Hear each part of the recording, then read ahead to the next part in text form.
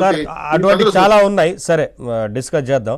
శివపార్వతి గారు, అంటే ఒకటి రెండు కాదు, ఇప్పుడు శ్రీనివాస్ చౌదరి గారు చెప్పినట్లుగా చుక్కల భూముల నుంచి అసైన్డ్ భూములు ఇక ఒకటే రెండేని కాదు, ఇన్ని వేల సంఖ్యలో ఫిర్యాదులు వచ్చినాయంటే అందులో పెద్దిరెడ్డి గారి మీద ఎక్కువ.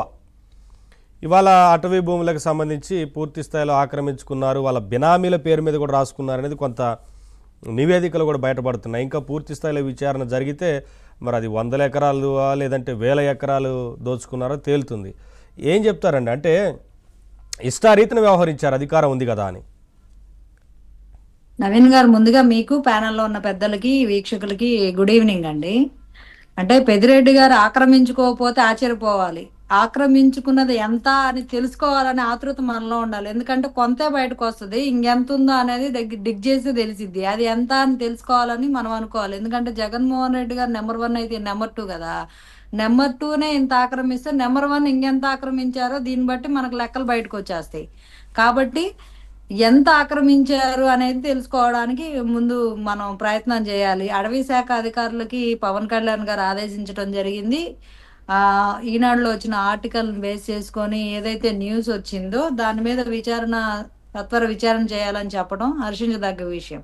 ముందు ఇక్కడ 23.68 ఎకరాలుగా ఉన్న 295-96 సర్వే నెంబర్లో ఉన్న భూమి సడన్ గా 73 ఎకరాలకి ఎట్లా ఆన్లైన్ లో రిజిస్టర్ అయిందో అర్థం కాల. అసలు అట్లా రిజిస్టర్లు అవుతాయో కూడా అర్థం కావట్లా. అంటే అసలు అక్కడ అది విచిత్రం. 295-96 సర్వే నెంబర్లేమో ఊరికి చాలా దగ్గరగా ఉంటాయి. అది 1953లో ఉన్న గ్రామ పటం గూగుల్ మ్యాప్ ని ఆధారంగా చేసుకుంటే అది ఊరు, ఆ ఊరికి దగ్గరలో ఉన్న ఊరికి సంబంధించింది, అంటే అటవీ భూములు కాదు.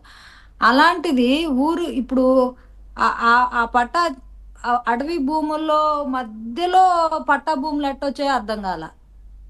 ఊరు చివరి ఉన్నాయో అది ఆ 2 నెంబర్లు ఓకే, ఆ 23 ఎకరాలు నమోదైంది. మరి ఈ 73 ఎకరాలు ఎక్కడి నుంచి వచ్చింది? ఈ అడవి మధ్యలో ఇంత పటిష్టమైన తార్ రోడ్డు ఎక్కడి నుంచి వచ్చింది? గేదెలకి 200-400 ఆవుల్ని మేపడానికి షెడ్లు వేయడం ఏంటి? గోడౌన్లు, షెడ్లు, విలాసవంతమైన భవనాలు, చుట్టూ మళ్ళీ 15-20 అడుగుల కంచె. అసలు ఆక్రమించడమే తప్పు అయితే ఆయనేందో సొంత భూమి లాగా అంతెత్తు కంచేసి, అంటే ఆ కంచె వల్ల కూడా ఏవైతే అడవులో ఉన్న జంతువులు ఉన్నాయో వాటి వల్ల ఎన్నో జంతువులు చనిపోవడం జరుగుతుంది. అలాగే వీళ్ళు ఆక్రమించేసుకొని అడవి మధ్యలో ఉండడం వల్ల, అడవిలో వాటి ప్లేసుల్లోకి వీళ్ళు వెళ్ళడం వల్ల ఈ అడవిలో ఉన్న జంతువులన్నీ వచ్చి ఊర్ల మీద పడుతుంది. సో వీళ్ళ వ్యవసాయ క్షేత్రంలో కూడా ఒక రైతు మీద పులి దాడి జరిగిందని వార్తలు కూడా వచ్చాయి. అలాగే ఏనుగులు గుంపంతా వచ్చి ఊర్ల మీద పడిపోయి, పొలాల మీద పడిపోయి జనాలను ఇబ్బంది పడుతున్న పరిస్థితి. ఎందుకంటే అడవిలో ఉండాల్సిన జంతువులు వాటి ప్లేస్ ఆక్రమించుకుంటున్నారు కదా వీళ్ళు. ఇంకా అవి ఎక్కడికి వెళ్తాయి? ఊర్ల మీద పడుతున్నాయి. సో ఈ రకమైన ఆక్రమణ అనేది మాత్రం అసలు ఉపేక్షించదగ్గ విషయం అయితే కాదు. ఖచ్చితంగా సత్వరమైన చర్యలు తీసుకోవాలి. అసలు ఎంత భూమి అన్యాక్రాంతం అయిపోయింది, అసలు రాష్ట్రంలో ఉన్న అడవి భూములు ఎంతమంది ఈ రకంగా దోచేసుకున్నారు, ఎన్ని వేల ఎకరాలు మిస్యూజ్ అయింది అనేది కంపల్సరీగా బయటకు తీయాల్సిన అవసరం ఉంది. ఇది ఒక్క 73 ఎకరాలతో ఆగిందని నేనైతే అనుకోవట్లేదు. ఇంకా దానికి చుట్టుపక్కల 73 ఎకరాలు అనుమానం అనేది ఒక ప్రాంతంలోది మాత్రం, ఒక ప్రాంతంలోనే. ఇంకా మిగతావి ఎక్కడెక్కడ ఏమేమి ఉన్నాయి, ఏమేమి కబ్జాలు చేశారు అని ఇప్పుడు ఇందాక శ్రీనివాస్ అన్న గారు చెప్తున్నట్టు వాళ్ళ ఊర్లో బంధువులు చెప్తున్నారు, ఏది కనపడితే అది చెరువును దోచేస్తాడు, ఏది కనపడితే అది దోచేస్తాడు అని. మరి అలాంటి వ్యక్తికి మళ్ళీ ఓట్లు ఎందుకు వేసి మళ్ళీ ఆయన ఎమ్మెల్యే గెలిపిస్తున్నారో ఇంకా అసలు అర్థమే కావట్లేదు.